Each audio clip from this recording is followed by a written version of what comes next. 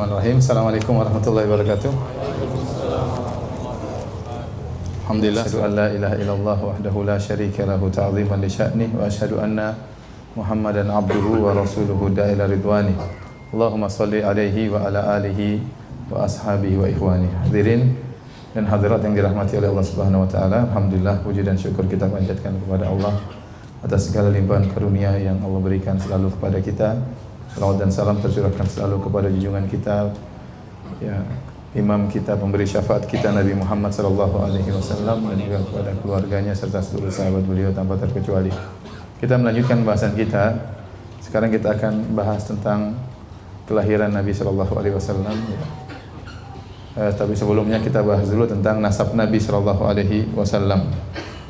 Nasab Nabi adalah Muhammad bin Abdullah bin Abdul Muttalib bin Hashim bin Abdi Manaf bin Qusay bin Kilab bin Murrah bin Ka'ab bin Lu'ay bin Ghalib bin Fihr bin Malik bin Nadhar bin Kinana bin Khuzaimah bin Mudrika bin Ilyas bin Mudhar bin Nizar bin Ma'ad bin Adnan. Jadi inilah nasab yang disepakati oleh para ulama dan tersebutkan dalam Sahih Al-Bukhari, yaitu dari Muhammad bin Abdullah sampai kakek beliau yang bernama Adnan. Dan Adnan ini kembali kepada Nabi Ismail alaihissalam. Ya, hanya saja para ulama khilaf antara Adnan sampai Ismail berapa kakek, antara Adnan sampai Ismail. Ada yang berpendapat bahwasanya Adnan sampai Ismail, ya, kakeknya berjumlah 40, ya. Dan ada yang mengatakan antara Adnan sampai Ismail jumlah kakeknya cuma sekitar 7, 9 atau 10, sekitar 10 saja, tidak sampai 40. Oleh karenanya tidak ada dalil yang tegas, ya, bahwasanya sambungan dari Adnan sampai Ismail bisa disebutkan dengan jelas. Yang disepakati oleh para ulama hanya dari Nabi Muhammad sampai siapa? Adnan. Di atas Adnan sampai Ismail tidak jelas, khilaf berapa kakeknya, apalagi nama-namanya. Apalagi kemudian ada orang menyebutkan dari Nabi Muhammad sampai Nabi Adam, ini lebih khilaf lagi. Ya, sedangkan dari Adnan sampai Ismail saja tidak jelas, apalagi sampai Nabi Adam alaihi salam. Yang jelas Rasulullah SAW pernah bersabda tentang kemuliaan nasabnya. Beliau berkata, Inna Allah subhanahu istofa kinanatan min waladi Ismail. Sungguhnya Allah memilih dari sekian banyak anak Ismail alaihissalam, Allah memilih Kinanah. Wastofa Quraisyan min Kinanah. Kemudian dari anak-anaknya Kinanah, maka Allah memilih Quraisy. Wastofa Bani Hashim min Quraisy. Dan dari keturunan Quraisy juga banyak, tapi Allah memilih Bani Hashim. Wastofani min Bani Hashim. Dan Allah memilihku dari Bani Hashim, ya. Ini menunjukkan akan kemuliaan nasab Nabi sallallahu alaihi wasallam. Jadi antara orang yang mulia di antara kakek-kakek Nabi, ya, adalah Abdul Muttalib. Abdul Muttalib. Ya, Abdul Muttalib ini, ya, selain dia adalah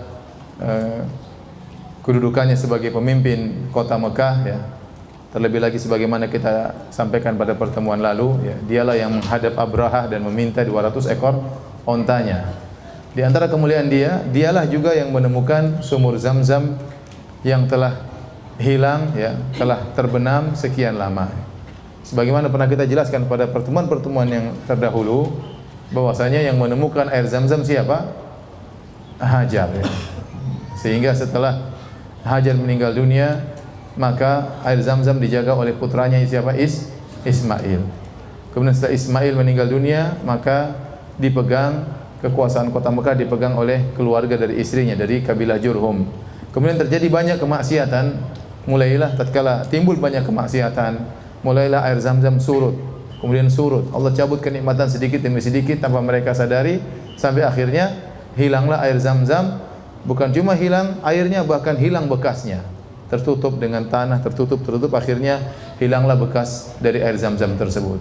Dan baru dibongkar kembali atau muncul kembali di zaman Abdul Muttalib, kakek Nabi sallallahu alaihi wasallam.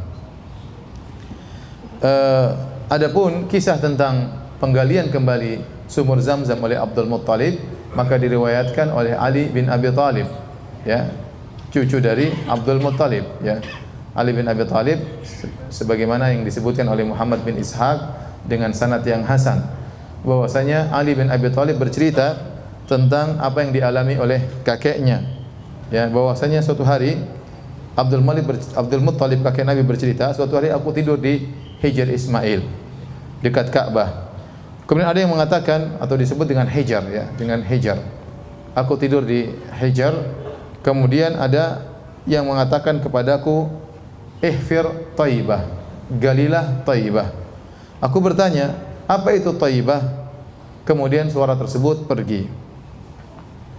Dia lihat dalam mimpinya. Kemudian keesokan harinya dia pun tidur lagi di tempat yang sama. Kemudian datang suara tersebut kembali mengatakan, ihfir Barrah, galilah Barrah.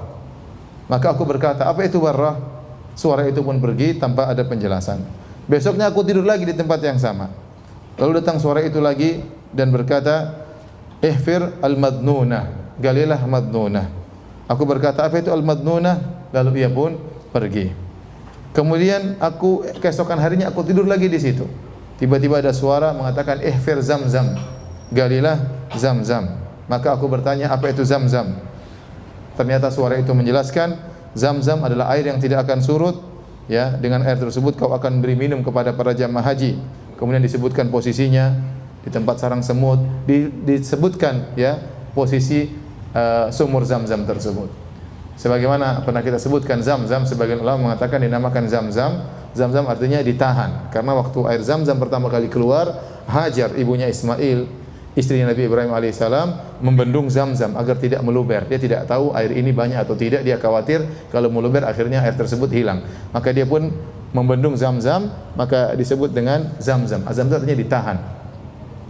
Tapi akhirnya setelah keempat kali bermimpi dan dijelaskan sifat-sifat lokasi sumur Zamzam, maka ya disebutkan di antara ciri-cirinya ada sarang semut, di antara ciri-cirinya ada burung gagak matuk-matuk di situ, ya. Kemudian dijelaskan di mana posisinya.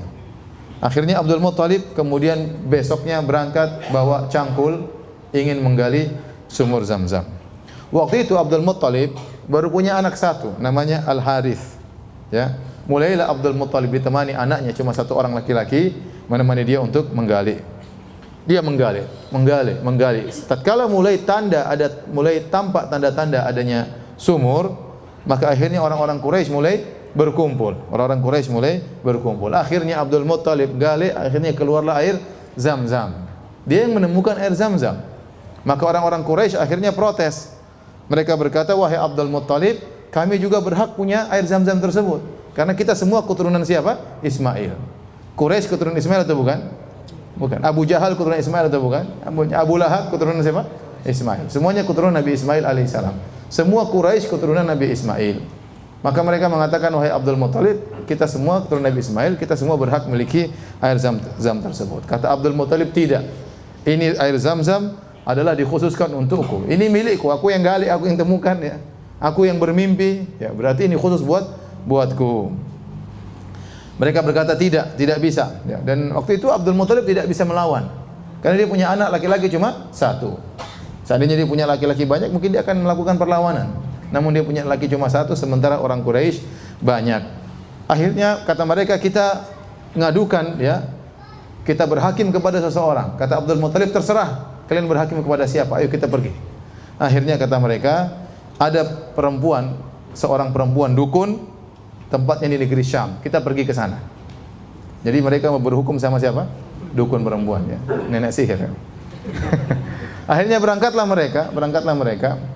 Abdul Muttalib dengan saudara-saudaranya, orang-orang Quraisy ramai dengan pasukannya. Berangkatlah mereka, berjalan dari Mekah menuju negeri Syam, itu jauh, ya. Dari Mekah Madinah saja 500 km. Kemudian dari Madinah ke negeri Syam mungkin 800-900 km, jauh. Madinah sampai Tabuk itu belum Syam, itu masih sudah 750 km. Jadi mereka akan menempuh jarak kira-kira 1.300-1.400 km untuk cari dukun perempuan itu. Akhirnya berangkatlah mereka, tentu melewati jalan yang terjal, melewati padang pasir dan macam-macamnya. Akhirnya berjalan dua rombongan tersebut. Di tengah perjalanan ternyata persediaan air Abdul Muttalib habis. Rombongan Abdul Muttalib persediaan airnya habis. Akhirnya rombongan Abdul Muttalib minta air dari rombongan Quraisy. Semuanya Quraisy, Abdul Muttalib juga Quraisy. Akhirnya mereka minta pada rombongan satunya tidak mau. Tidak mau. Kalau kau mau kasih Zam-Zam sama kita. Abdul Muthalib juga tidak mau, bertahan. Tidak ada, pokoknya bertahan. Akhirnya tatkala sudah benar-benar kehabisan air, sudah tidak bisa bergerak, akhirnya Abdul Muthalib berhenti, orang-orang Quraisy juga berhenti melihat apa yang akan dilakukan oleh Abdul Muthalib. Maka Abdul Muthalib berkata kepada sahabat-sahabatnya, daripada kita berjalan sampai akhirnya kita meninggal dunia, sama-sama meninggal dunia, tidak ada yang menguburkan kita, lebih baik kita gali kuburan kita masing-masing. Siapa yang meninggal terlebih dahulu kita kuburkan, agar kita meninggal semua dalam kondisi dikubur. Tinggal yang terakhir nanti urusan belakangan. Akhirnya mulailah mereka berhenti, mulailah mereka gali kuburan. Gali ya. Setelah kuburan sudah digali seluruhnya, tinggal mereka dikubur, tunggu satu orang mati satu demi satu. Ya, tiba-tiba Abdul Muthalib berubah pikiran. Dia mengatakan, wah kalau begini caranya kita cuma pasrah. Ayo kita berusaha, siapa tahu ada air di depan. Begitu Abdul Muthalib akan beranjak pergi, tiba-tiba ada air keluar dari kaki ontanya. Ya. Sehingga ini ada pertolongan datang. Akhirnya Abdul Muthalib pun minum, mengambil air, kemudian diberikan kepada orang-orang Quraisy. Akhirnya orang-orang Quraisy sadar bahwasanya memang Zam-Zam itu milik Abdul Muthalib. Akhirnya mereka tidak jadi pergi ke nenek sihir. Akhirnya mereka pulang dan akhirnya Abdul Muthalib yang berhak memiliki Zam-Zam. Ini kita jelaskan kepada Abdul Muthalib agar kita tahu bahwasanya Rasulullah SAW memiliki nasab yang sangat tinggi. Karena dia bernasab kepada Abdul Muthalib, seorang tokoh yang sangat dihormati oleh orang-orang Quraisy. Dan seluruh nabi-nabi diutus dalam nasab-nasab yang tinggi. Kenapa? Agar orang-orang tidak mencela nasabnya kalau ternyata nasabnya rendah. Ya, karena kalau ternyata ada seorang nabi ternyata dari nasab yang rendah, dia akan dituduh orang ini ternyata dari kalangan rendahan, dia ngaku sebagai nabi supaya dihormati. Khawatirnya akan ada yang mencela dari sisi itu. Karenanya Allah memilih seluruh nabi dengan nasab yang tinggi supaya tidak ada tuduhan bahwasanya orang ini ingin mencari kedudukan. Karena Nabi SAW seandainya dia tidak mengaku sebagai nabi pun, dia pasti sudah mulia. Dia akan mewarisi Zam-Zam, dia akan menjadi orang top karena kakek dia Abdul Muthalib. Jadi dia mengaku sebagai nabi atau memproklamirkan dirinya sebagai seorang nabi bukan mencari kedudukan. Bahkan dengan memproklamirkan dirinya sebagai nabi, maka dia akan terancam, dia akan dibunuh, akan diusir dan yang lainnya. Seandainya nabi mencari kedudukan, tidak perlu mengaku sebagai nabi, cukup dia mengaku saya cucunya Abdul Muthalib, maka dia akan menjadi orang yang mulia. Paham sini? Oleh karenanya tidak ada sisi celaan dari sisi nasab kepada para nabi karena mereka seluruhnya nasabnya tinggi. Dan ini yang pernah terjadi dialog antara Heraklius dengan Abu Sufyan. Waktu tahun 6 Hijriah terjadi perjanjian damai antara kaum muslimin dengan kaum musyrikin. Abu Sufyan masih kafir waktu itu. Dia berjalan-jalan menuju ke negeri Syam, akhirnya diketahui oleh Heraklius, raja Romawi, kemudian dipanggil oleh Heraklius. Heraklius sudah dengar-dengar berita tentang desas-desus lahirnya munculnya seorang nabi di Jazirah Arab. Maka dia bertanya-tanya tentang Nabi Muhammad SAW. Banyak dia interogasi Abu Sufyan. Di antara pertanyaan yang dia sampaikan kepada Abu Sufyan, kaifa nasabuhu fikum? Bagaimana nasabnya Nabi tersebut di antara kalian? Bagaimana nasabnya? Maka Abu Sufyan berkata, huwa fina dzu nasab. Sungguhnya Muhammad itu memiliki nasab yang tinggi. Maka Heraklius berkata, fakadzalika rusul tub'atsu fi nasabi qaumiha. Demikianlah para rasul seluruhnya diutus dengan memiliki nasab yang tinggi. Semuanya Nabi Isa, Nabi Musa semuanya memiliki nasab yang tinggi. Nabi Daud, Nabi Sulaiman dan seterusnya. Baik. Bagaimana lahirnya Nabi SAW? Ya, Nabi SAW lahir buah pernikahan dari ayahnya Abdullah dengan ibunya Aminah bintu Wahab. Ya. Abdul Muthalib dia pernah bernazar. Kakek Nabi Abdul Muthalib tadi yang punya Zam-Zam. Dia pernah bernazar, kalau saya punya 10 anak laki-laki, saya akan sembelih salah satunya. Saya akan sembelih salah satunya. Ya. Dan kenapa Abdul Muthalib bernazar demikian? Para ulama menyatakan dia mengucapkan nazar ini waktu dia sedang gali Zam-Zam, anaknya cuma satu tadi Al-Harith. Waktu dia dikepung oleh orang Quraisy minta untuk diberi jatah Zam-Zam, maka dia bernazar kepada Allah, ya Allah, kalau saya ini anak saya cuma satu. Kalau saya punya anak 10, saya sembelih satu. Ya, saya sembelih satu. Dan ternyata dikabulkan oleh Allah, anaknya jadi 10. Dia punya anak 10 laki-laki dan anak perempuan ada beberapa. Jadi Seluruh anak 10 laki-laki ini semuanya paman-paman Nabi. Satunya bapak Nabi, 9-nya paman Nabi sallallahu alaihi wasallam. Siapa 10 orang tersebut anak-anak Abdul Muttalib? Jadi rupanya Abdul Muttalib ini istrinya kalau nggak salah 4 ya. Dari 4 istri tersebut, maka anaknya 10 ya. Saya ketemu kemarin ada salah seorang teman dari Saudi, saya tanya, istri anak antum berapa? 10. Masya Allah, 10 Masya Allah. Itu laki-lakinya saja. Perempuannya 8 katanya. Nikah kapan? Dulu SMA langsung nikah, Masya Allah. Taib, yang pertama anak tertua namanya Al-Harith ya, dan ibunya adalah Sofiyah bintu Jundub. Yang kedua namanya Az-Zubair. Ya, ibunya adalah Fatimah binti Amr Al-Makhzumiyah. Yang ketiga Abdul Uzza. Abdul Uzza inilah Abu Lahab. Abdul Uzza Abu Lahab, ibunya adalah Aminah binti Hajar. Kemudian yang keempat Al-Muqawwam, ibunya adalah Halah. Yang kelima adalah Dirar, ibunya Natlah. Yang keenam Abu Talib, ibunya adalah Fatimah bintu Amr Al-Makhzumiyah. Yang ketujuh Hajal, ibunya adalah Halah bintu Huhaid. Yang kedelapan Abdullah. Jadi 8 ini ayahnya Nabi, nomor keberapa? Nomor ke-8. Abdullah ayahnya Nabi dan ibunya adalah Fatimah bintu Amr Al-Makhzumiyah. Kemudian yang ke-9 Hamzah, ibunya adalah Halah bintu Huhaid. Yang ke-10 adalah Al-Abbas dan ibunya adalah Natlah. Al-Abbas bin Abdul Muttalib. Adapun 6 putrinya adalah Sofiyah, Ummu Hakim, Atika, Umaymah, Arwa dan Barrah. Jadi anaknya 16, 10 laki-laki, 6 perempuan.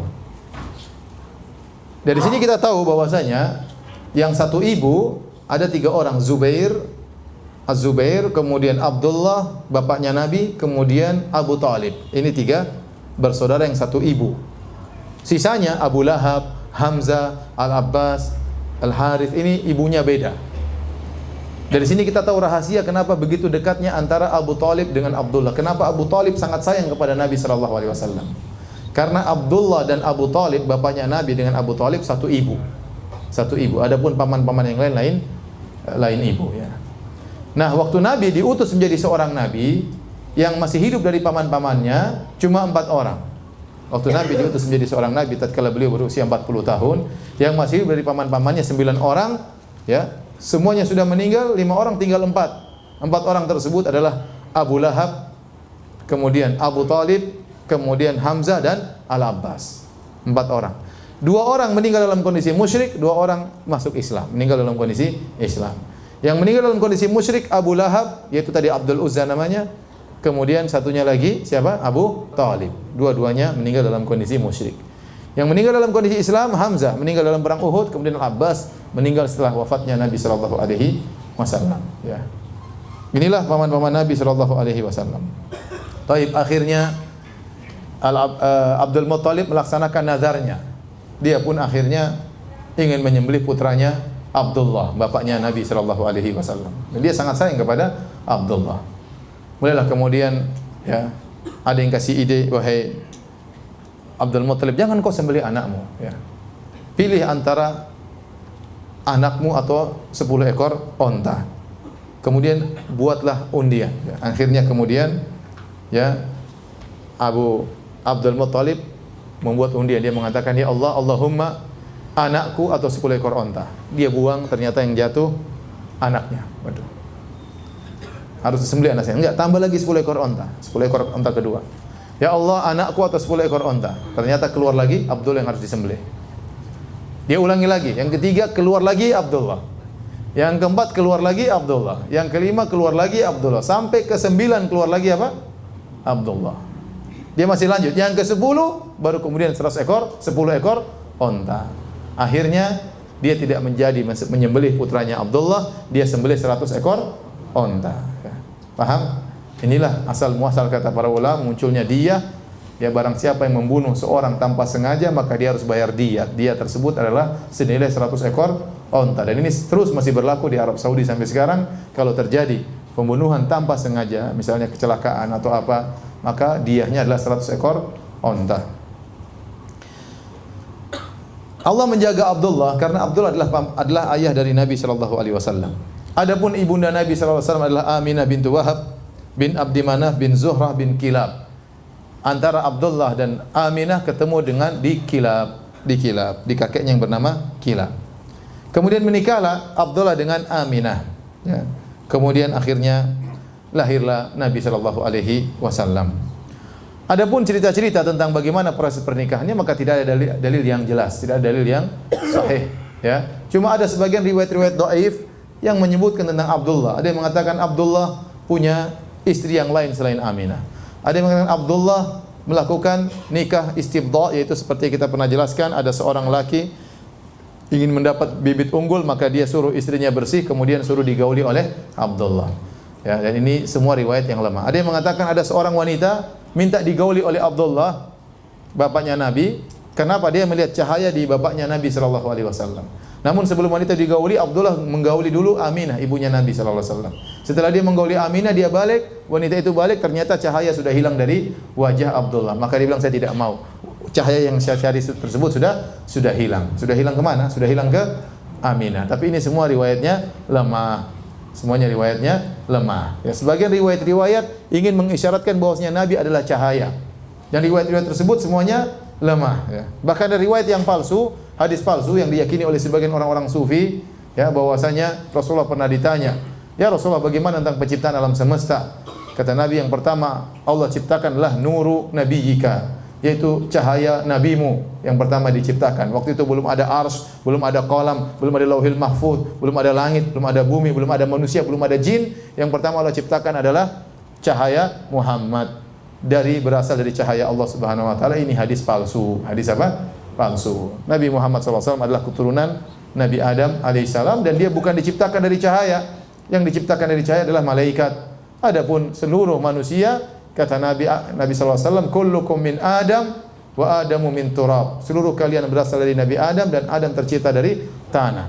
Nabi Muhammad SAW berkata, ana sayyidu waladi Adam yaumal qiyamah. Aku adalah keturunan Adam, yang paling pemimpin keturunan Adam pada hari kiamat kelak. Wala fakhar, dan aku tidak sombong. Adapun hadis palsu tadi mengesankan seakan-akan Nabi dulu sebelum ada Nabi Adam. Ada cahaya dahulu, baru kemudian ada Nabi Adam dan malaikat dan jin dan yang lain. Ini semua adalah tidak benar, ini hadis palsu. Saya ingin sampaikan hal ini ya, karena sebagian orang menganggap berlebih-lebihan kepada Nabi SAW, sehingga mereka mengatakan Rasulullah SAW tercipta dari cahaya, tidak seperti manusia-manusia yang lainnya. Kata mereka Rasulullah SAW tidak punya bayangan. Kenapa? Karena cahaya matahari terpantul dengan cahaya Nabi SAW. Ini semua khurafat, tidak benar. Ya. Kenapa? Seandainya Nabi SAW benar-benar badannya bercahaya, maka orang-orang kafir pasti sudah beriman. Ya. Ya. Mereka protes tatkala Nabi seperti manusia. Kata mereka, wa qalu ma li hadzal rasuli ya'kulu at-ta'ama wa yamshi fil aswaq laula unzila ilaihi malak fayakuna ma'ahu nadhira. Ya, kata mereka, Rasul macam apa ini Muhammad? Jalan di pasar makan makanan. Kenapa tidak diutus malaikat untuk menjadi Rasul? Ya. Jadi orang-orang kafir berangan-angan bahwasanya seorang Rasul ini memang spesial luar biasa. Nah, kalau Nabi ternyata badannya bercahaya, kira-kira Abu Lahab beriman enggak? Beriman lah. Ini cahaya ini ya. Ya. Abu Jahal juga beriman ya. Ya, tapi Nabi manusia biasa, makanya mereka ngejek. Ya. Kenapa kamu yang harus jadi Nabi? Mereka mengatakan demikian. Kenapa kamu yang harus jadi Nabi? Kok nggak ada yang lain? Kenapa kamu yang harus dipilih oleh Allah Subhanahu Wa Taala? Apa kelebihanmu? Mereka mengejek Rasulullah Sallallahu Alaihi Wasallam. Jadi Nabi Sallallahu Alaihi Wasallam memang disifati oleh Allah bercahaya, tapi bukan cahaya berarti keluar lampu dari tubuhnya. Seperti firman Allah Subhanahu wa taala, ya ayuhan nabi inna arsalnaka syahidan wa mubasysyiran wa nadhira wa da'iyan ila Allah bi idnihi wa sirajan munira. Allah mengatakan, kami mengutus engkau wahai Rasulullah sebagai seorang rasul yang menyuruh kepada jalan Allah, wa sirajan munira, adalah sebagai lampu yang bercahaya. Ini maksudnya adalah kiasan, bukan berarti Nabi adalah lampu yang menyala terang ya. Oleh karenanya waktu Aisyah radhiyallahu taala anha dalam hadis yang sahih terjaga di malam hari, ya, Aisyah mencari suaminya di mana dia nggak tahu, dia cari-cari. Tahu-tahu dia pegang kaki Nabi, Nabi sedang sujud. Paham? Dalam Sahih Muslim. Seandainya Nabi ada lampunya, Aisyah lagi sujud. Tidak perlu cari-cari, paham? Tidak perlu cari-cari. Demikian juga dalam hadis yang sahih dalam Sahih Bukhari, karena rumah Aisyah kecil, cuma 4x4 kira-kira ya. Kemudian tidak ada space untuk salat, akhirnya Nabi salat dan Aisyah tidur di depannya persis dengan menjulurkan kedua kakinya. Kalau Nabi mau sujud, Nabi sentuh kakinya supaya kakinya dilipat. Jadi Aisyah nunggu disentuh oleh Nabi, baru kemudian Aisyah melipat kaki. Ya, karena space rumah yang sangat sempit. Aisyah berkata, wa kanatil buyutu laisa fiha masabih. Kenapa saya tunggu disentuh oleh Nabi? Kata Aisyah, karena rumah-rumah waktu itu tidak ada lampunya di malam hari, sehingga saya perlu disentuh dulu. Kalau seandainya Nabi bercahaya, Aisyah sudah tahu Nabi mau sujud, tidak perlu tunggu sentuhan. Paham? Demikian juga ya, mengatakan bahwasanya cahaya matahari kemudian mantul gara-gara kalah dengan cahaya Nabi, ini berlebihan. Dalam haji wada, Rasulullah SAW tatkala melempar jamarat, datang sebagian sahabat menaungan baju di atas kepala Nabi SAW. Kenapa? Karena agar Nabi tidak kepanasan. Ya, jadi kita katakan Nabi bercahaya, ilmunya bercahaya, wajahnya bercahaya, tapi bukan seperti lampu yang disangkakan oleh sebagian orang-orang berlebihan tentang Nur Muhammad. Berlebihan tentang Nur Muhammad, dan hadis tentang Nur Muhammad itu hadis palsu. Tidak boleh diyakini karena akidah tidak boleh dibangun di atas hadis palsu. Taib. Hadirin dan hadirat yang dirahmati oleh Allah Subhanahu wa taala, ya. Abdullah kemudian menikah dengan Aminah bintu Wahab, dan akhirnya ibunya Aminah mengandung Nabi sallallahu alaihi wasallam. Disebutkan bahwasanya bapaknya itu Abdullah ketika sedang berdagang ke negeri Syam, beliau mampir ke kota Madinah. Kemudian sakit dan akhirnya meninggal dunia dan dikuburkan di kota Madinah. Ketika itu Nabi masih dalam kondisi janin dalam perut ibunya. Oleh karenanya Nabi dilahirkan dalam kondisi tidak memiliki bapak. Inilah puncak daripada keyatiman. Ada orang yang lahir masih ada bapaknya, masih ada ibunya, dia masih merasakan sentuhan ayahnya, baru kemudian ayahnya meninggal belakangan atau ibunya kemudian meninggal belakangan. Tetapi Nabi SAW waktu lahir bapaknya sudah tidak ada. Itu yang Allah sebutkan dalam surat Ad-Duha, alam yajidika yatiman fa'awa. Bukankah Allah mendapati engkau dalam kondisi yatim, lalu Allah menaungimu wahai Muhammad? Ya, dan ini adalah puncak keyatiman. Rasulullah SAW lahir dalam kondisi ayahnya tidak ada, kemudian dia dirawat oleh ibunya. Dan banyak orang-orang berhasil dirawat oleh ibunya. Contohnya Nabi Muhammad SAW, ya, contohnya Nabi Musa alaihissalam disebutkan dalam beberapa surat. Allah hanya sebut tentang ibunya, Allah tidak sebutkan bapaknya di mana. Allah tidak jelaskan sama sekali. Nabi Isa alaihissalam juga yang merawat apa? Ibunya. Ya. Nabi Ismail juga yang merawat siapa? Ibunya. Taib. Bagaimana kelahiran Nabi SAW? Datang riwayat-riwayat yang lemah yang menceritakan tentang keajaiban kelahiran Nabi sallallahu alaihi wasallam. Tapi riwayatnya semuanya lemah. Di antaranya disebutkan Nabi waktu dilahirkan dalam kondisi tangannya langsung lahir, langsung keluar dari perut ibunya dalam kondisi bersandar seperti ini, melihat ke atas. Tapi hadisnya lemah. Demikian juga ada sebagian hadis disebutkan Nabi dilahirkan diletakkan di atas batu, dikasih kain, tahu-tahu batu tersebut pecah. Ini juga hadisnya lemah. Ya. Kemudian disebutkan juga waktu Nabi dilahirkan oleh ibunya pakai jimat-jimat di tangannya. Tahu-tahu jimat-jimat itu semuanya putus. Bagus hadis ini, tapi hadisnya juga apa? Lemah. Kemudian juga dalam riwayat yang lemah juga, ibunya tatkala melahirkan tiba-tiba dia melihat dalam mimpinya ada yang mengatakan namakan anakmu dengan Muhammad, tapi hadisnya juga lemah. Demikian juga disebut dalam hadis yang lemah, waktu Nabi SAW lahir, maka istana kerajaan Persia bergetar. Ya, bahkan ada yang runtuh dari istana tersebut. Ini juga lemah. Ada yang mengatakan juga waktu Nabi SAW dilahirkan, maka api yang disembah oleh orang-orang Majusi di Persia, apinya mati, tidak pernah mati selama ini. Mati kenapa? Karena lahir seorang Nabi. Ini juga hadisnya bagus, tapi hadisnya apa? Lemah, dhaif, tidak bisa dijadikan dalil. Demikian juga ada dalil yang menyebutkan Rasulullah SAW lahir dalam kondisi sudah tersunat, tapi hadisnya juga apa? Lemah. Hadisnya juga lemah. Ya. Oleh karenanya hadis-hadis yang lemah ini tidak bisa kita jadikan dalil. Ada hadis yang lain disebutkan hadisnya lemah juga, tapi lemahnya tidak terlalu parah. Ya, bahwasanya Nabi disunat oleh kakeknya Abdul Muttalib sebagaimana kebiasaan orang-orang Arab, kalau ada yang lahir maka disunat tatkala masih kecil. Jadi ini hadis-hadis dhaif tentang kelahiran Nabi sallallahu alaihi wasallam. Ada hadis yang sahih. Rasulullah SAW pernah bersabda, "Ana da'watu Abi Ibrahim wa bisyarati Isa qaumahu wa ru'ya ummi allati ra'at ka'anna kharaja minha nurun adha'at lahu qusurus Syam." Aku ini adalah pengkabulan dari doa kakekku Ibrahim alaihissalam. Nabi Ibrahim waktu pergi kota Mekah meletakkan Ismail, Nabi Ibrahim berdoa, "Rabbana wa ba'ath fihim rasulan min anfusihim." Ya Allah, utuslah kepada mereka seorang rasul dari kalangan mereka.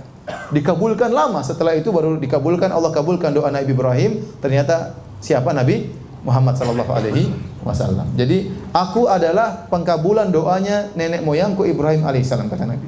Dan aku adalah kabar gembira yang pernah disampaikan oleh Nabi Isa kepada kaumnya. Ya. Mim ba'di ismuhu Ahmad. Ya. Kata Nabi Isa, aku beri kabar gembira kepada kalian wahai kaumku bahwasanya akan ada seorang nabi setelahku namanya Ahmad, yaitu Muhammad sallallahu alaihi wasallam. Dan ini kata Nabi sallallahu alaihi wasallam yang ketiga, aku adalah mimpi ibuku.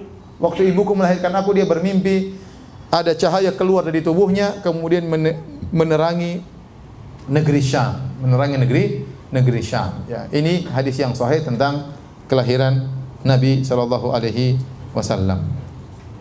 Taib hadirin dan hadirat yang dirahmati oleh Allah Subhanahu wa taala. Tanggal berapa Nabi dilahirkan? Para ulama sepakat bahwasanya Rasulullah SAW dilahirkan pada hari Senin. Berdasarkan hadis yang sahih dalam Sahih Muslim, kata Nabi SAW, "Dzaka yaumun wulidtu fihi wa yaumun bu'ithu au unzila alayya fihi." Waktu Nabi ditanya, "Wa su'ila an siyami yaumil itsnain." Wahai Rasulullah, kenapa Anda senantiasa puasa pada hari Senin? Kata Nabi, "Dzaka yaumun wulidtu fihi." Sungguhnya hari Senin adalah hari aku dilahirkan. Wa yaumun bu'itsu au uhiya ilayya, dan hari di mana aku diangkat menjadi seorang rasul, yaitu pada hari Senin. Maka Nabi mensyukuri hari tersebut dengan berpuasa. Hari Senin istimewa. Ada sebab ketiga kenapa Rasulullah SAW puasa hari Senin. Waktu ditanya Rasulullah SAW kenapa puasa Senin dan Kamis, kata beliau, "Dzanika yaumani tu'radu fihimal a'malu ala rabbil alamin wa uhibbu an yu'rada amali wa ana shaim." Dua hari itu, Senin dan Kamis, adalah hari amalan hamba dilaporkan kepada Allah Subhanahu wa taala. Dan aku ingin pada waktu amalku dilaporkan kepada Allah, aku sedang berpuasa. Dari sini, dari dua hadis ini kita tahu sebab Nabi puasa hari Senin ada tiga. Pertama, karena pada hari Senin ya Rasulullah SAW dilahirkan. Yang kedua, pada hari Senin Rasulullah SAW diangkat menjadi seorang nabi. Yang ketiga, pada hari Senin amalan diangkat. Inilah tiga sebab kenapa Nabi SAW berpuasa pada hari Senin. Namun para ulama telah sepakat Rasulullah SAW lahir pada hari Senin. Nah, mereka khilaf, pada bulan apa Nabi lahir? Bulannya mereka khilaf, kemudian tanggalnya pun mereka khilaf. Ini disebutkan oleh Ibnu Katsir dalam Al-Bidayah wan Nihayah dan juga ulama yang lain. Sebagian ulama berpendapat bahwasanya Rasulullah SAW lahir pada bulan Ramadan. Lahir pada bulan Ramadan. Kenapa? Mereka menggunakan logika, kata mereka Nabi diutus menjadi seorang nabi, diangkat menjadi seorang rasul, persis umurnya 40 tahun. Dan waktu itu beliau diangkat menjadi seorang rasul di bulan Ramadan. Kalau begitu, kalau kita tarik mundur, berarti Rasulullah SAW lahirnya juga bulan Ramadan. Faham logikanya? Saya ulangi, pendapat pertama mengatakan Rasulullah SAW lahir bulan Ramadan. Kenapa? Karena Rasulullah SAW lahir persis diangkat menjadi seorang rasul pada bulan Ramadan, di Lailatul Qadar. Maka kalau kita tarik mundur, berarti umurnya dia lahir juga bulan Ramadan. Ini pendapat sebagian ulama, namun pendapat ini tidak kuat, menyelisih jumhur ulama. Ya, mayoritas ulama berpendapat bahwasanya Nabi SAW lahir pada bulan Rabiul Awal. Ya, Rabiul Awal ini pendapat mayoritas ulama. Taib. Yang berpendapat bahwasanya Nabi lahir pada bulan Rabiul Awal juga khilaf tentang tanggal berapakah lahir Nabi sallallahu alaihi wasallam. Dan ini disebutkan khilafnya oleh banyak ulama. Contohnya disebutkan oleh Ibnu Hisham, disebutkan oleh An-Nawawi, disebutkan oleh Ibnu Katsir. Semuanya ulama Syafi'iyah ini. Disebutkan oleh Az-Zahabi. Az-Zahabi, Ibnu Katsir dan Nawawi menyebutkan tentang khilaf ini. Jadi tidak ada kesepakatan bahwasanya Nabi meninggal atau lahir pada tanggal 12 Rabiul Awal. Taib. Ada beberapa pendapat. Ada yang mengatakan Rasulullah SAW lahir tanggal 12 Rabiul Awal. Ada yang mengatakan Rasulullah SAW lahir pada tanggal 8 Rabiul Awal. Dan ini pendapat seorang tabi'in bernama Muhammad bin Jubair bin Mut'im, datang dengan sanad yang sahih. Dia mengatakan Rasulullah SAW lahir pada tanggal 8 Rabiul Awal. Pendapat yang ketiga mengatakan Nabi lahir pada tanggal 10 Rabiul Awal. Pendapat yang keempat mengatakan Rasulullah SAW lahir pada tanggal 2 Rabiul Awal. Ada yang mengatakan kelima Rasulullah SAW lahir pada tanggal 17 Rabiul Awal. Jadi ada khilaf di kalangan para ulama tentang tanggal lahirnya. Ya. Kenapa ada khilaf? Karena memang mereka tidak begitu perhatian tentang tanggal lahir tersebut, karena tidak ada ibadah tertentu yang dibangun di balik tanggal tersebut. Tidak ada ibadah yang dibangun di balik tanggal tersebut. Berbeda dengan misalnya penentuan hilal. Kita harus lihat hilal tanggal berapa karena kita mau puasa misalnya, atau kita ingin Idul Fitri. Ada ibadah dibangun di balik tanggal tersebut. Baik. Hadirin yang dirahmati oleh Allah Subhanahu wa taala, dari sini yang bisa kita pastikan Nabi sallallahu alaihi wasallam lahir pada hari Senin. Ya. Ini yang bisa kita pastikan. Nah, bagaimana? Bolehkah kita bergembira dengan lahirnya Nabi? Boleh. Nabi mengagungkan hari lahirnya. Nabi mengagungkan hari lahirnya. Tapi bagaimana cara Nabi mengagungkan hari tersebut? Caranya Nabi puasa setiap hari Senin, setiap pekan. Nah, kalau Anda ingin merayakan atau bergembira dengan hari lahirnya Nabi SAW, ikuti cara Nabi SAW. Caranya bagaimana?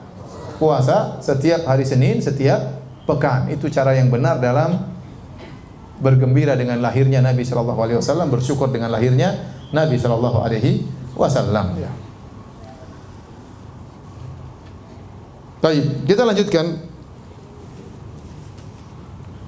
Setelah Nabi SAW dilahirkan, ya, beliau disusui oleh ibunya, ya, sekitar, ya, ada yang mengatakan 3 hari, ada yang mengatakan 7 hari, ada yang mengatakan 9 hari. Setelah disusui oleh ibunya, kebiasaan orang-orang Arab dahulu disusui juga oleh orang yang lain. Abu Lahab, paman Nabi, Abdul Uzza, dipanggil dengan Abu Lahab, nama aslinya Abdul Uzza, ya. Makanya ulama mengatakan Allah tidak menyebutkan nama aslinya dalam Al-Quran. Kenapa? Karena namanya jelek, Abdul Uzza, hamba dari berhala apa? Uzza. Maka Allah sebutkan gelarnya, kunyahnya Abu Lahab. Sebenarnya namanya siapa? Abdul Uzza. Tabbat yada Abi Lahab. Harusnya tabbat yada Abdul Uzza. Tapi kalau Abdul Uzza diabadikan, ini jelek dalam Al-Quran. Kok ada nama hamba berhala dalam Al-Quran? Maka Allah sebutkan nama kunyahnya. Ya, taib. Waktu Nabi SAW ponakannya lahir, dia gembira. Maka dia ambil Nabi SAW, kemudian dia bawa ke budaknya bernama Thuwaibah. Maka Thuwaibah pun menyusui Nabi SAW. Ternyata, ya, Thuwaibah ini menyusui beberapa orang sebelum Nabi SAW. Di antaranya paman Nabi yang lahir sebelum Nabi, namanya Hamzah bin Abdul Muttalib. Waktu Hamzah lahir juga, saudaranya Abu Lahab juga menyusukan adiknya ini Hamzah kepada budaknya Thuwaibah. Kemudian juga, ya, Thuwaibah juga pernah menyusui Abu Salamah Al-Makhzumi. Ya, jadi 3 orang disusui semuanya oleh Thuwaibah. Hamzah, Abu Salamah, dan siapa? Muhammad sallallahu alaihi wasallam. Jadilah 3 orang ini adalah 3 saudara sepersusuan. 3 saudara sepersusuan, ya. Jadilah mereka ada kekerabatan dari sisi sepersusuan. Jadilah timbul kemahroman, ya. Oleh karena dalam hadis Ibnu Abbas berkata, "Qila lin Nabi sallallahu alaihi wasallam, ala tatazawwaju ibnata Hamzah?" Wahai Rasulullah, apakah kau tidak menikah dengan putrinya Hamzah? Sepupunya, putrinya Hamzah. Kata Rasulullah SAW, "Innaha ibnatu akhi minar radha'ah." Enggak bisa. Putrinya Hamzah itu adalah putri saudara sesusuanku. Aku dan dia sesusuan, maka anaknya adalah ponakan sesusuan. Ya. Jadi enggak bisa seperti ponakan satu susuan. Ya. Sehingga Nabi tidak bisa menikah dengan putrinya Hamzah. Demikian juga Nabi pernah didengar kata Ummu Habibah, "Fa inna nuhaddatsu annaka turidu an tankiha bil ibnata Abi Salamah." Kami dengar wahai Rasulullah, Anda ingin menikah dengan putrinya Abu Salamah. Putrinya Abu Salamah. Kata Nabi, bintu Ummi Salamah menikah dengan putrinya Ummu Salamah, kan putri Ummu Salamah kan istrinya Nabi juga. Jadi Ummu Salamah bawa anak bawaan perempuan. Dari hasil pernikahan dia dengan siapa? Abu Salamah. Jadi putrinya namanya bintu Abi Salamah. Kemudian ada berita desas-desus bahwasanya Nabi ingin menikah dengan putrinya Ummu Salamah. Maka kata Nabi, lau annaha lam takun rabibati fi hijri mahallat li. Seandainya saya dua hal yang membuat saya haram untuk menikah dengan putrinya Abu Salamah. Innaha labnatu akhi minar radha'ah. Pertama, putrinya Abu Salamah ini adalah anak putri dari saudara susuanku. Karena Abu Salamah satu susuan dengan Nabi SAW. Maka tidak boleh, ini seperti keponakanku, keponakan susuan. Yang kedua, dia ini adalah anak bawaan istriku yang di bawah peliharaanku, maka itu juga tidak boleh dinikahi. Jadi 2 hal yang buat saya haram menikah dengan putrinya Ummu Salamah, ya. Para hadirin hadirat yang dirahmati Allah Subhanahu wa taala, setelah Nabi SAW, ya, disusui oleh Thuwaibah, kemudian Rasulullah SAW disusui pula oleh wanita yang ketiga ya dari kampung Bani Sa'ad yaitu Halimah As-Sa'diyah. Ya, insyaallah kita sampaikan kisahnya pada pertemuan berikutnya insyaallah. Tapi ini juga dalil bahwasanya susuan ya menjadikan kemahraman sebagaimana sabda Nabi sallallahu alaihi wasallam, yahrumu minar radha'ah ma yahrumu minan nasab. Susuan menjadikan pemahraman sebagaimana nasab. Jadi kalau ada seorang anak disusui oleh seorang ibu 5 kali susuan sampai dia kenyang, maka jadilah mahram. Misalnya, saya punya anak perempuan atau saya punya anak perempuan, saya bawa kepada seorang wanita. Wanita tersebut menyusui anak saya, ya. Satu majelis jam 10 pagi, anak saya sudah kenyang berhenti. Kemudian siang saya bawa lagi. Dia ngedot lagi ya. Ngedot nyusuin sampai kenyang, berarti sudah 2 kali susuan. Saya bawa pulang ke rumah, disusuin oleh istri saya misalnya. 2 hari berikutnya saya bawa lagi. Pagi-pagi jam 8 disusuin. Siang-siang jam 2 disusuin. Malam disusuin, berarti sudah 3. 3 tambah 2 berarti berapa? 5. Berarti sudah jadi sah anak susuan. Anak susuan ya. Maka jadilah wanita tersebut ibu susuan dari putri saya. Jadilah wanita tersebut seluruh anak laki-lakinya adalah saudara susuan dengan putri saya. Tidak boleh dinikahi. Karena putri saya adalah ya putri susuan dari ibu ini. Maka seluruh anak laki-lakinya adalah saudara-saudara susuan dari putri saya. Karena terjadi pemahraman, keharaman dengan persusuan sama seperti dengan nasab, ya. Paham atau tidak? Paham. Jadi hati-hati kalau Anda misalnya menyusukan anak Anda kepada seorang wanita, maka dicek, dijelas-jelas bosnya kasih tahu ini ibu susuanmu. Jangan-jangan kemudian hari dia jatuh cinta sama anak dari ibu tersebut, tidak boleh karena itu adalah saudara susuan, ya. Taib, demikian kajian kita. Insyaallah habis salat Isya kita tanya jawab. Wabillahi taufiq wal hidayah. Assalamualaikum warahmatullahi wabarakatuh. Assalamualaikum warahmatullahi wabarakatuh. Alhamdulillah, salatu wassalamu ala Rasulillah wa ala alihi wa sahbihi wa mawala. Hadirin dan hadirat yang dirahmati oleh Allah Subhanahu wa taala, kita lanjutkan kajian kita ya. Sesi tanya jawab.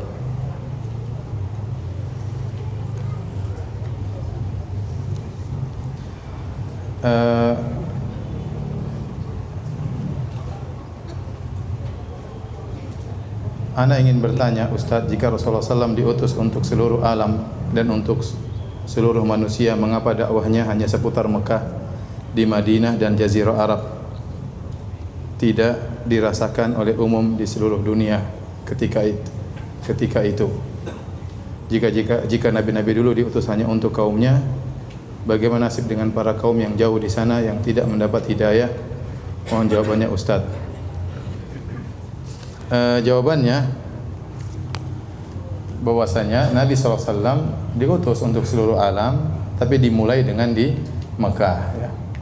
Oleh karenanya dakwah Islam tidak terbatas kepada hanya orang Arab. Sejak awal sudah ada orang-orang non-Arab yang masuk Islam. Contohnya Bilal bin Rabah, dia bukan orang Arab, dia dari Habasyah ya. Kemudian juga ada namanya siapa? Salman Al-Farisi.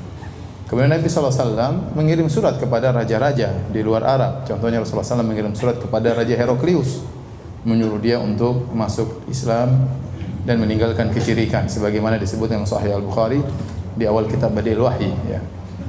Jadi Allah berfirman, "Wa ma arsalnaka illa rahmatan lil alamin." Tidaklah kami mengutus engkau kecuali rahmat bagi seluruh alam semesta. Jadi Nabi SAW adalah Nabi untuk seluruh umat manusia. Nah, Ustadz, bagaimana dengan orang-orang yang belum dapat hidayah? Bagi orang tidak dapat hidayah, misalnya meninggal belum pernah mengenal Islam sama sekali karena saking jauhnya dari Mekah misalnya, atau misalnya di belantara hutan Afrika atau belantara hutan Papua ya. Maka Allah berfirman ya, "Wa ma kunna mu'adzibina hatta nab'atsa rasulah." Kami tidak akan mengadab satu kaum sampai kami utus rasul, atau yang mewakili rasul itu berupa dai atau ustadz yang sampai ke sana atau tulisan yang sampai ke sana. Nah, kalau kita andai kata ada seorang meninggal dari suku, di salah satu suku di Papua, di Irian Jaya, kemudian meninggal dunia, belum sempat mengenal Islam, bagaimana nasibnya? Apakah masuk neraka? Jawabannya tidak. Dia akan diuji oleh Allah Subhanahu wa taala pada hari kiamat dengan cara Allah Subhanahu wa taala. Sama seperti orang yang dilahirkan dalam kondisi tuli dan bisu, dia tidak bisa mendengar apa-apa. Bagaimana dia mau mendengar Islam? Kita jelaskan nggak bisa, dia nggak bisa dengar, dia nggak bisa berbicara. Ya. Terus bagaimana cara dia memahami apa yang kita sampaikan? Ya, maka orang ini bisa saja dia tidak mengerti Islam. Kalau dia meninggal, dia tidak akan diazab, dia akan diuji oleh Allah dengan cara Allah sendiri. Kita serahkan kepada Allah Subhanahu wa taala. Yang penting Allah tidak zalim dan Allah Maha Adil.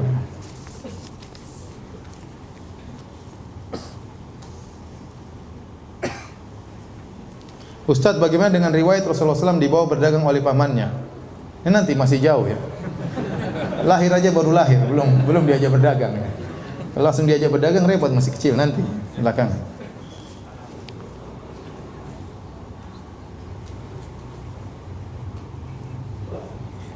Afwan, di luar tema Ustaz, di kampung kami biasanya diadakan penutupan pengajian sebelum bulan Ramadan dan pembagian paket makanan sembako. Bolehkah kita ikut membantu menyiapkan membungkus paket-paket makanan? Boleh, ini membantu ke masyarakat, enggak ada masalah ya. Enggak ada masalah. Ini bukan ibadah tertentu, enggak, ini hanya sekedar kebiasaan masyarakat dan ini tidak dianggap sebagai perayaan tertentu. Ya sekedar menjelang Ramadan kita kasih sembako kepada masyarakat. Ini amal yang baik.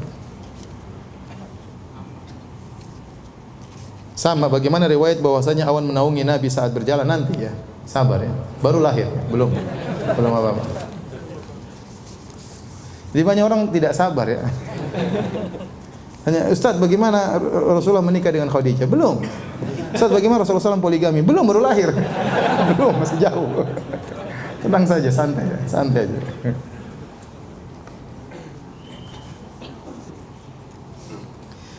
Ustaz bagaimana menjawab syubhat bahwa ustaz-ustaz salafi fanatik terhadap alma mater? Apa maksudnya alma mater?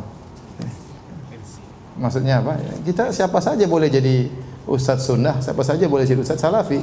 Yang penting dia memenuhi kriteria berdakwah sesuai dengan Al-Quran dan Sunnah. Nabi SAW tidak bikin bid'ah, tidak menyuruh kepada bid'ah, maka kita katakan dia ustaz sunnah. Nah kalau dia menyuruh kepada bid'ah, kita bilang ustaz bid'ah. Jadi siapa saja, tidak harus lulusan Madinah, mau lulusan Kairo, mau lulusan Yaman, mau lulusan mana saja silakan. Yang lulusan sini, yang tidak keluar negeri juga boleh, siapa saja boleh. Tapi sesuai dengan kriteria ustaz sunnah. Tidak dikatakan sunnah kecuali dia menyuruh kepada sunnah Nabi. Dia ngajarin sunnah Nabi. Nah, kalau dia nggak ngajar sunnah Nabi, dia ngajar ritual-ritual baru yang itu bukan sunnah Nabi, dipastikan Nabi tidak pernah melakukannya, maka tidak bisa kita bilang ustaz apa? Sunnah. Sunnah kan apa? Apa definisi sunnah?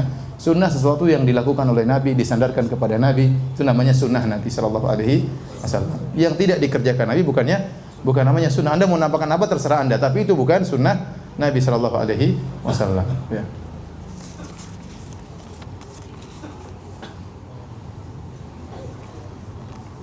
Ustadz, kalau keponakan dari istri, apakah mahram dengan kita? Bukan. Istri kita punya ponakan perempuan, itu bukan mahram kita.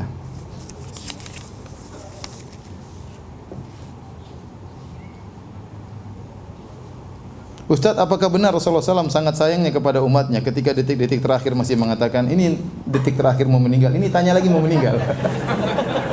Lebih jauh lagi. Nanti, insya Allah ya, nanti ya. Sabar ya. Kenapa di sini orang terburu-buru semuanya?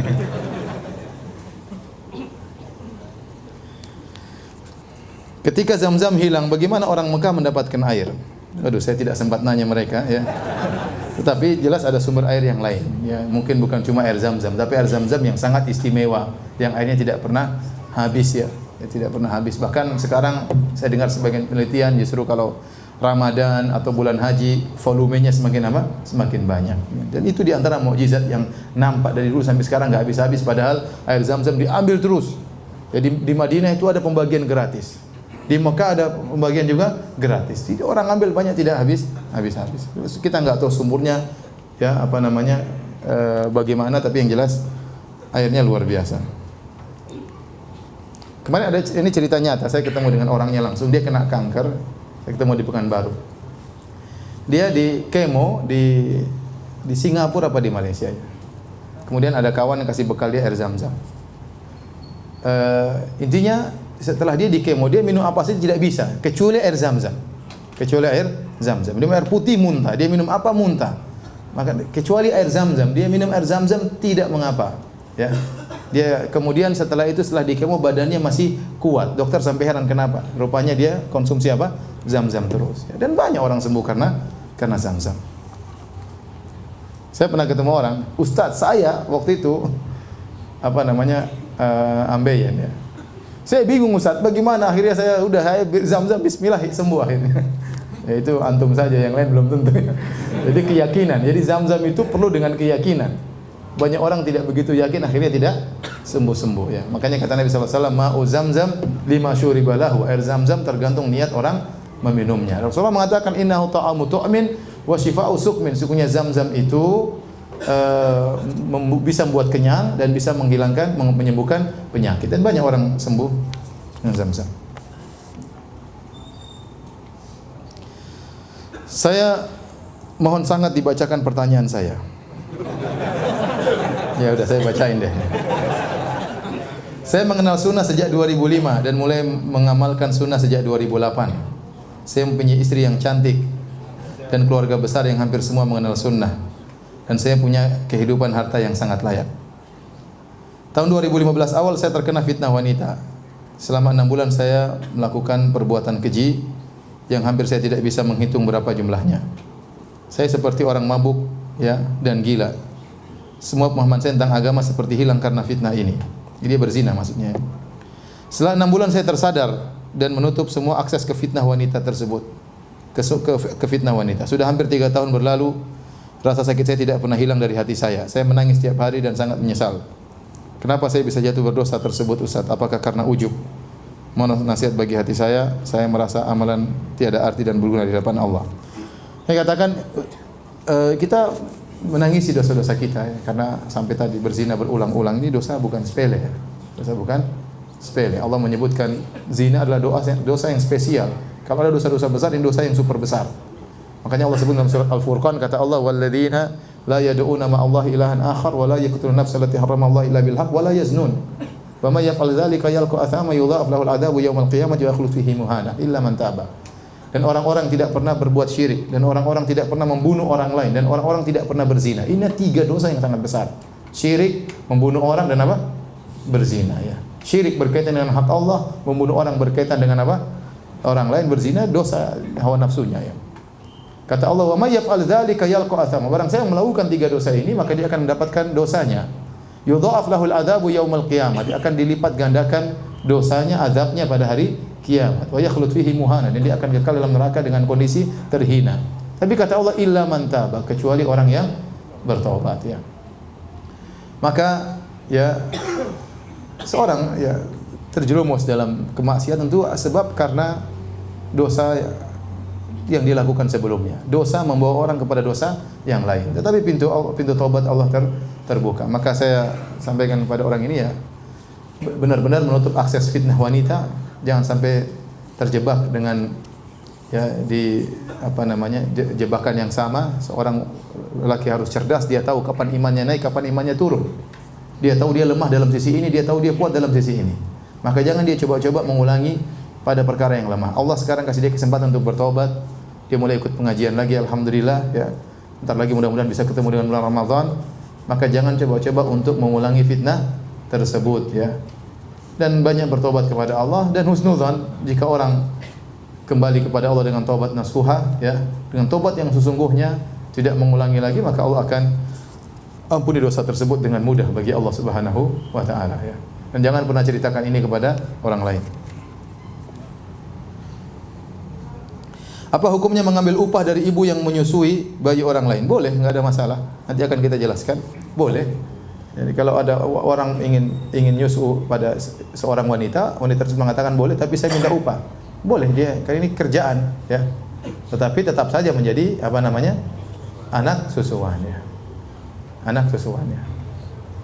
Tapi kalau kita pergi ke kandang onta kemudian disusui oleh onta, jadi ibu susuan atau tidak? Kemarin di Madinah teman-teman bercanda. Jadi semua pada pergi ke onta yang sama, pada mau jadi ibu susuan itu, saudara susuan apa? Onta ya. Enggak. Jadi boleh dia mengambil upah. Jadi dia boleh mengambil upah.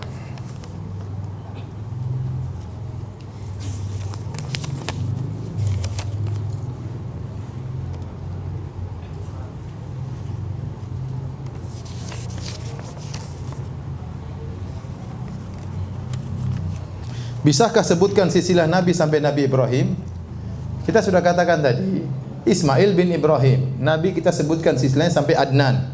Dari Adnan sampai Ismail bin Ibrahim ini tidak jelas, tidak ada sanad yang jelas. Ada khilaf berapa kakeknya, ada yang mengatakan 40, ada yang mengatakan 7, ada yang mengatakan 9, ada yang 10, sehingga tidak ada yang benar ya. Maka sebenarnya mengatakan barang siapa ahli nasab yang menyebut seluruhnya dia telah berdusta karena enggak ada dalil yang benar. Apalagi sampai kepada Nabi Adam alaihissalam.